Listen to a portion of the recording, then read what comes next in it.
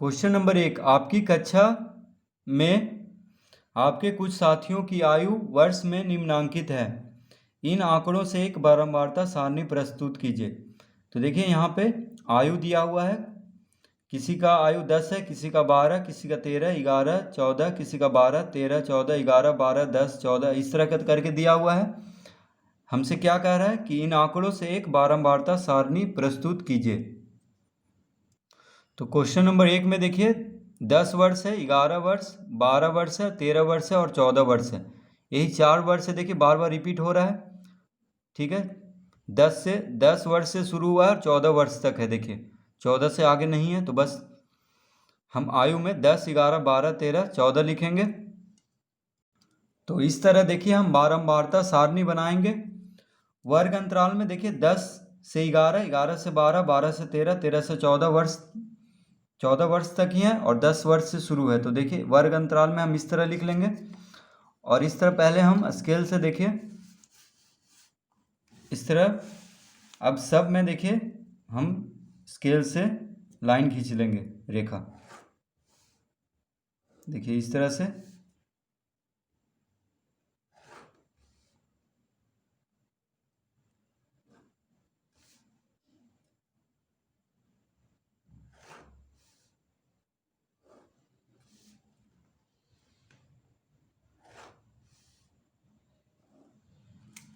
तो ये हो गया हमारा बारंबारता सारणी तैयार। अब यहाँ पे कह रहा है 10 से 11, इसका मतलब क्या हुआ? 10 से शुरू और 11 से कम। तो कितना है देखिए, अब इसमें हम गिनेंगे कि 10 से ज़्यादा और 11 से कम। तो देखिए 10 आ गया, यानी 10 से देखना है और 11 से कम, तो 10 आ गया एक। तो 11 से कम तो 10 ही होगा। तो देखिए 10 को गिन देना है यहाँ पे। 10 यहाँ पे हुआ 1, 2, 3 और यहाँ पे देखिए 10 3 ही है, 1, 2, 3। तो यहाँ पे हम लिखेंगे टैली मार्क में, बारंबारता में लिखेंगे 3। ठीक है, अब देखिए पहले बारंबारता हम भर लेते हैं, उसके बाद टैली मार्क बनाएंगे। अब 10 से 11 के बीच में हो गया है।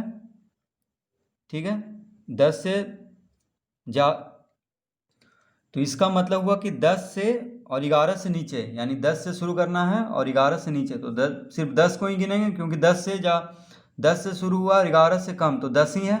तो देखिए 3 हुआ, तो 10 को सिर्फ गिन देना है। अब यहाँ से 11 से 12 से नीचे, यानी 11 से देखना है, 12 से नीचे तो सिर्फ 11 ही होगा। तो अब 11 हम इसमें गिनेंगे, कितना है? तो 10 वर्ष वाला तो हम अभी गिन चुके हैं, 1, 2, 3 है 10 वर्ष वाला। अब 11 वर्ष वाला देखिए 1, 2, 3, 4, 1, 5, यानी 11 वर्ष वाला साथी कितना है? 5 है। तो हम यहाँ पे 11 से 12 में हम 5 भरेंगे। ठीक है, अब 12 से 13 देखिए, तो 12 से 13 यानी 12 से और 13 से कम, तो 12 ही होगा। तो 12 को गिन लेते हैं, 1, 2, 3, 4, 5, 6। तो 12 वर्ष वाला साथी कितना है? 12 वर्ष जिसका आयु है वो 6 है। तो हम यहाँ पे कितना भर देंगे? 6। अब 13 से 14, यानी 13 से 14 से कम, तो 13 को गिनेंगे, 1, 2, 3, 4, 5, 6, यानी 13 वर्ष वाला आयु वाला साथी कितना है? 6 है। तो यहाँ पे हम कितना भरेंगे? 6।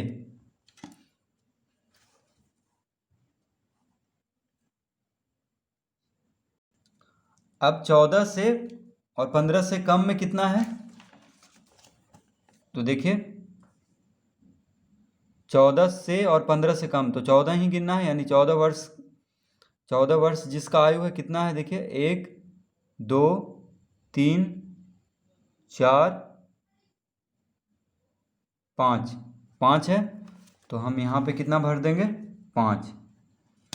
अब देखिए इतना ही है, 15 वर्ष इसका कोई नहीं है तो बस इतना ही हम भर देंगे। और कुल देखिए इसको हम जोड़ देंगे तो कितना हो जाएगा, 5 3 8, 8 6 14, 14 6 20, 20 5 25। देखिए फिर से 5 3 8, 8 6 14, 14 6 20, 20 5 25, यानी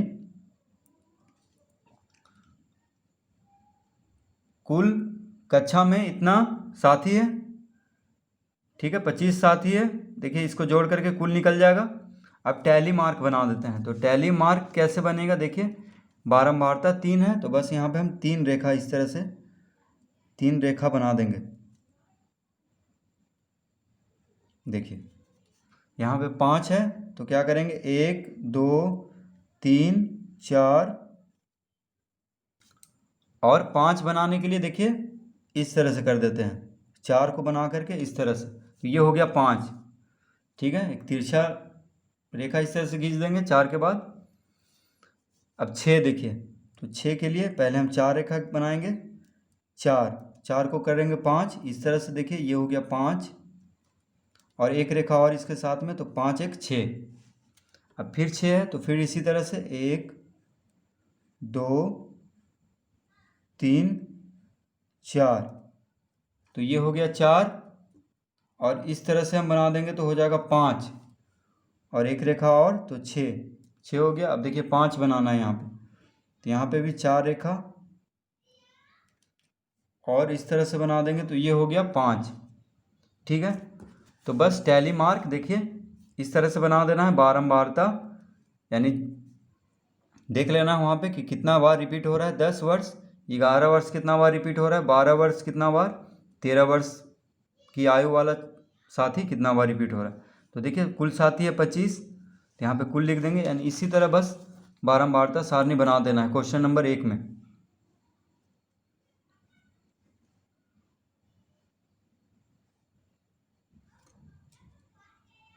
तो देखिए कुल 25 हम जोड़े हैं, तो देख लेते हैं कि 25 है कि नहीं।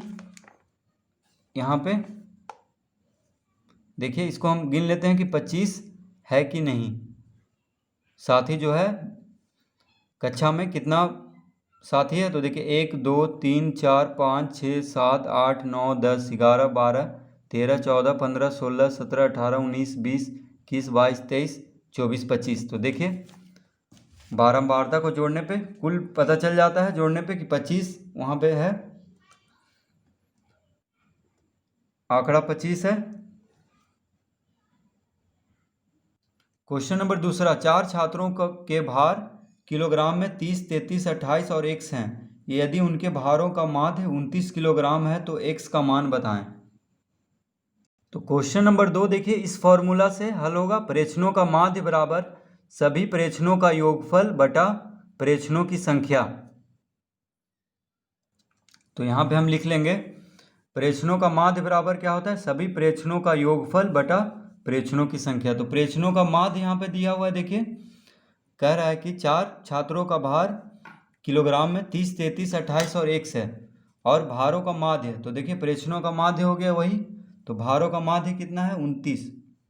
तो यहाँ पे लिख लेंगे 29 बराबर, बराबर का चिन्ह देंगे, माध्य दिया हुआ है, सभी प्रेक्षणों का योगफल। तो प्रेक्षणों का योगफल मतलब सबको जोड़ेंगे। देखिए 30 किलोग्राम प्लस 33 सब किलोग्राम में है यानी केजी में है, प्लस 28 प्लस x बटा कितना है प्रेक्षणों की संख्या। तो देखिए इसमें प्रेक्षणों की संख्या कितना है,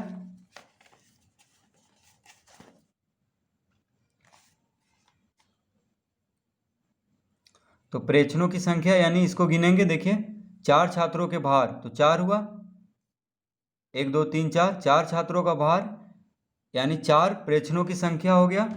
तो हम यहाँ पे लिखेंगे प्रेक्षणों की संख्या बराबर, प्रेक्षणों की संख्या की जगह पे हम 4 लिखेंगे क्योंकि 4 छात्र बोल रहा है। देखिए 1 2 3 4, तो इसी को गिन करके यहाँ पे 4 लिखेंगे हम। तो अब x का मान निकालना है, तो देखिए किस तरह हम निकालेंगे। तो देखिए तिरछा गुना होता है, जब भी बराबर में रहे तो क्या होता है तिरछा गुना। देखिए इसके नीचे कुछ नहीं है तो 1 है, ठीक है, 29 बटा 1 है, इसको हम लिख सकते हैं। तो इन तीनों को जोड़ लेंगे। देखिए 30 33 और 28 कितना हो गया, 8 3 11, हाथ में रहा 1, 3 2 5, 5 3 8, 1 9, यानी 91 हो गया। तो देखिए 30 33 28 हो गया 91 प्लस x गुना 1, यानी कितना हो जाएगा 91 प्लस x बराबर, अब देखिए 91 प्लस x गुना 1, तिरछा गुना होता है बराबर रहने पे। देखिए दाएं बाएं तरफ जो भागा में वो दाएं तरफ गुना में हो जाता है, यानी 1 गुना होगा इतना से, तो 91 प्लस x गुना 1, 91 प्लस x ही आ जाएगा बराबर 29 गुना 4। अब देखिए 29 गुना 4, देखिए यहाँ पे भागा में है दाएं तरफ 4, तो बाएं तरफ जाएगा तो गुना में हो जाएगा, यानी 29 गुना 4 हो गया। 91 प्लस x बराबर 29 गुना 4।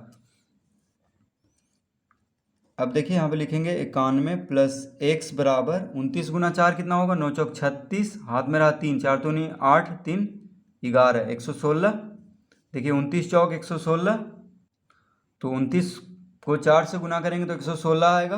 अब देखिए x बराबर कितना हो गया 116 माइनस 91, 91 इधर प्लस में है यानी जोड़ में है बायां तरफ, तो दायां तरफ माइनस में होगा, घटाव में हो जाएगा। देखिए प्लस में है, इसके आगे चिन्ह कुछ नहीं है तो प्लस में है ये, तो माइनस में हो जाएगा। x बराबर 116 माइनस 91, यानी कितना आंसर आ गया इसका बराबर, देखिए घटा देंगे तो 6 में से 1 गया 5,